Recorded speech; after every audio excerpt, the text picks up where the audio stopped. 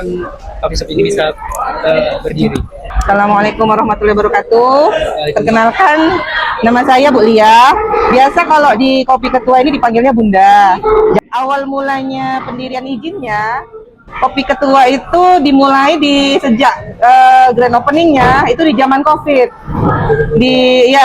Di Desember 2020. Untuk NIB-nya itu ada nggak? Ada.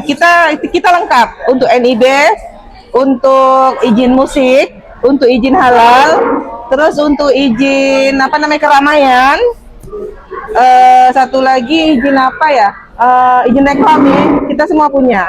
Dalam urusan perizinan ada kayak kendala yang dialami dalam proses pengurusan perizinan. Sepanjang yang kemarin kita ngurus enggak sih? Kenapa? Karena itu tadi waktu masa COVID orang nggak ada yang ngurus. Oh, iya. Jadi kita gampang. Orang masa COVID kan nggak boleh buka keramaian. Duduk kemarin makan di tempat juga nggak boleh. Jadi kita lebih gampang ngurusnya gitu. Karena ngurusnya kan hanya by online doang, nggak boleh datang ke kantor. Tapi pengurusan izinnya oleh pihak sendiri. Iya, tapi memang kita ada minta dari Dinas Perizinan Terpadu untuk urus karena NIB itu kan dikeluarkan dari Dinas Perizinan Terpadu. Mereka yang mengeluarkan izin. Nomor induk berusahanya mereka yang mengeluarkan. Dan biasanya nomor induk berusaha yang sekarang itu kayaknya berlaku seumur hidup.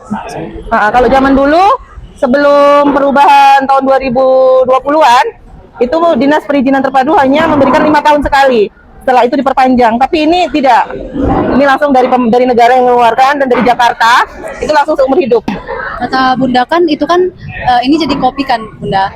Nah itu bahan bakunya itu dapat dari mana? Khususnya kopi, susu gitu-gitu. Oh, kalau kopi kebetulan kita ada kerjasama sama petani yang di Bener Meriah tuh. Aceh. Kebetulan abang dari Bunda sendiri kan petani sana. Kita supply kopinya itu dari sana.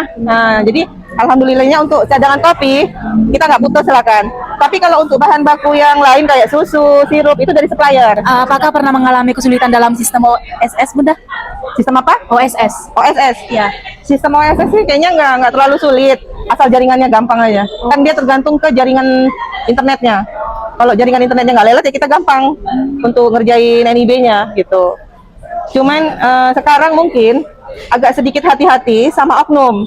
Karena ada beberapa oknum yang nawarin untuk pembuatan NIB, mereka mentargetin biayanya itu sekian gitu. Jadi gitu. Ya, sebenarnya dari pemerintah itu ada pembuatan izin halal sama NIB itu gratis.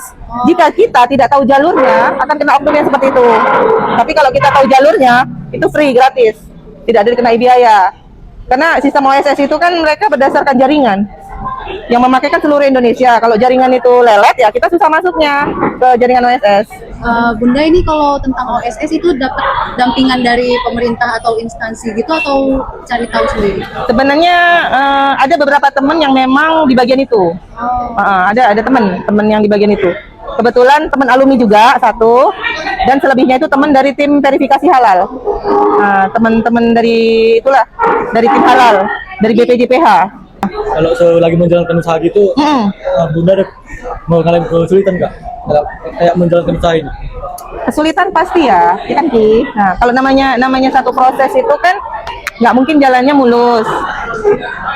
Semua usaha, semua kerjaan itu pasti ada kesulitannya, ada kelebihannya.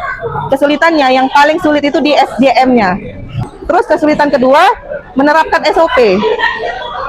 Awal pertama yang harus dibentuk itu SDM-nya dulu. Kalau SDM-nya sudah oke, SOP-nya pasti jalan. Kalau SDM-nya bebal, SOP-nya nggak jalan gitu. Benar Ki? Yang terakhir, ada nggak nasihat sehat untuk kami yang menjalani kuliah ini? Biar semangat gitu untuk ke depan. Jangan stres, dan satu harus punya attitude yang baik. Attitude itu yang bawa kita kemana-mana. Kita punya ilmu tinggi banyak, tapi kalau nggak punya attitude, nggak ada.